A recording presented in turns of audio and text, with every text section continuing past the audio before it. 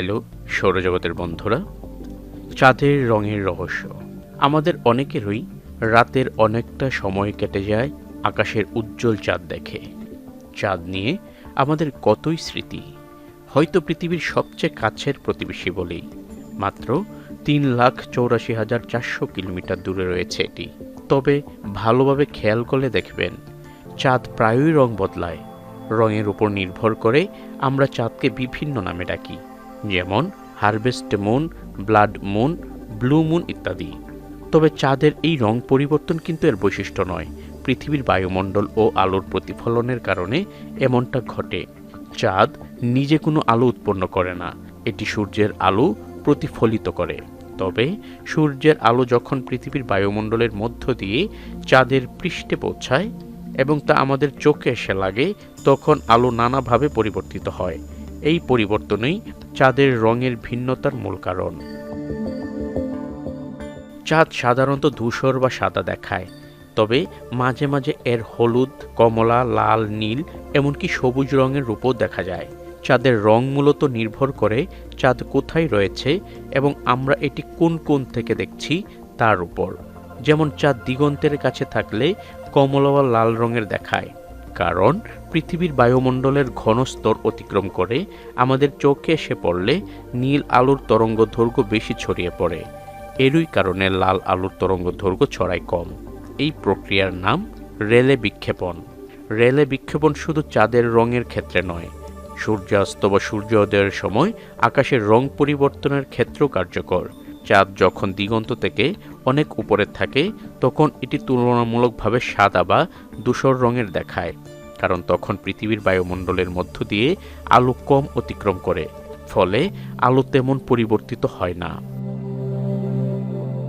বলে রাখা ভালো, রেলের বিক্ষেপণ একটি প্রাকৃতিক প্রক্রিয়া, যেখানে আলোর তরঙ্গদৈর্ঘ্য বায়ুমণ্ডলের কণাগুলোর চেয়ে অনেক বড় হলে সেই আলো বিভিন্ন রঙে বিক্ষিপ্ত হয়ে যায়। সূর্যের আলো বায়ুমণ্ডলের অণু এবং কণার মধ্যে মিথস্ক্রিয়ার মাধ্যমে এই প্রক্রিয়া ঘটে। আকাশের নীল রং এবং সূর্যাস্তের সময় লাল রং দেখা যায় এর কারণেই। সূর্যের আলো সাদা, মানে দৃশ্যমান তরঙ্গদৈর্ঘ্যের সবকটি আলোর মিশ্রণ।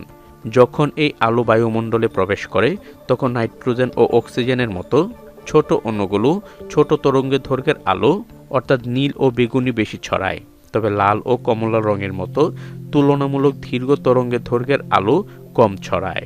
এই প্রক্রিয়ার কারণে দিনের বেলায় আকাশ নীল দেখায়। নীল আলোর তরঙ্গদৈর্ঘ্য কম হওয়ায় এটি বায়ুমণ্ডলের কণাগুলোর মাধ্যমে সহজেই ছড়িয়ে পড়ে, ফলে আমরা আকাশে দেখি নীল। তবে সূর্যাস্ত বা সূর্যোদয়ের সময় সূর্যের আলোকে বায়ুমণ্ডলের দীর্ঘ পথ অতিক্রম করতে হয়। এই দীর্ঘ পথ পাড়ি দেওয়ার সময় ছোট তরঙ্গদৈর্ঘ্যের নীল ও বেগুনি আলো সম্পূর্ণ ছড়িয়ে যায়, আর আমাদের চোখে দীর্ঘ তরঙ্গদৈর্ঘ্যের লাল ও কমলা আলো এসে পৌঁছায়। তাই সূর্যাস্ত সূর্যোদয়ের সময় আকাশ ও সূর্যের রং লাল বা কমলা দেখায়। চাঁদ যখন দিগন্তের কাছাকাছি থাকে তখন সূর্যের আলো পৃথিবীর ঘন বায়ুমণ্ডলের মধ্য দিয়ে সূর্যের পৃষ্ঠে প্রতিফলিত হয়।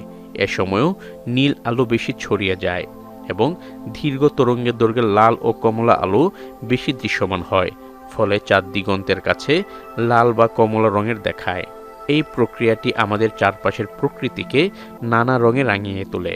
এটি শুধু আকাশ বা সূর্যের রং নয়, বরং চাঁদের রং পরিবর্তনের ক্ষেত্রেও বিশেষ ভূমিকা পালন করে। রেলে বিক্ষেপণ প্রাকৃতিক একটি অসাধারণ বৈশিষ্ট্য, যা সৌন্দর্য এবং বিজ্ঞানের সমন্বয় ঘটায়। তবে চাঁদের বিশেষ রঙিন চেহারা সবচেয়ে ভালো দেখা যায় পূর্ণিমার সময়।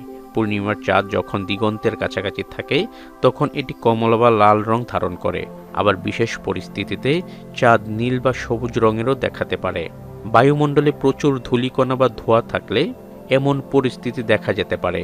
আগ্নেয়গিরির অগ্ন্যুৎপাত বা বড় কোনো দাবানলের সময় বায়ুমণ্ডলে ধোঁয়া বেড়ে যায়। এই ধূলিকণা আলোর তরঙ্গদৈর্ঘ্যকে ভিন্নভাবে প্রতিফলিত করে এবং চাঁদকে রাঙিয়ে দেয় অস্বাভাবিক রঙে। 1883 সালে ইন্দোনেশিয়ার ক্রাকাতোয়া আগ্নেয়গিরির অগ্ন্যুৎপাতের পর প্রায় 2 বছর সেই অঞ্চলে চাঁদ সবুজাভ নীল রঙের দেখা গিয়েছিল, কিন্তু প্রাকৃতিকভাবে নীল চাঁদ অত্যন্ত বিরল।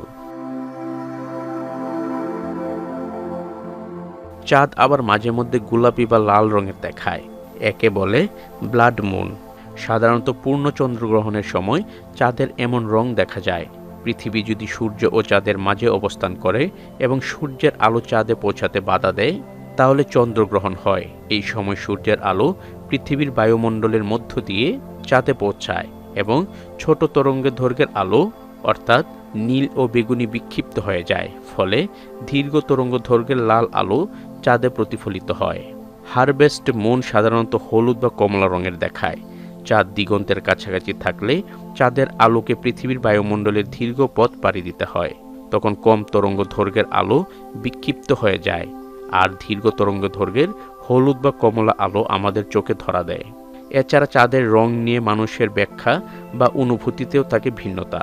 বায়ুমণ্ডলের অবস্থান, চাঁদের উচ্চতা, পরিবেশগত অবস্থা, এমনকি প্রত্যক্ষদর্শীর দৃষ্টিকোণের উপর নির্ভর করে চাঁদের রঙও ভিন্নভাবে দেখা দিতে পারে। চাঁদের রঙের বৈচিত্র্য চাঁদকে আরও বেশি অনন্য করে তুলেছে আমাদের কাছে।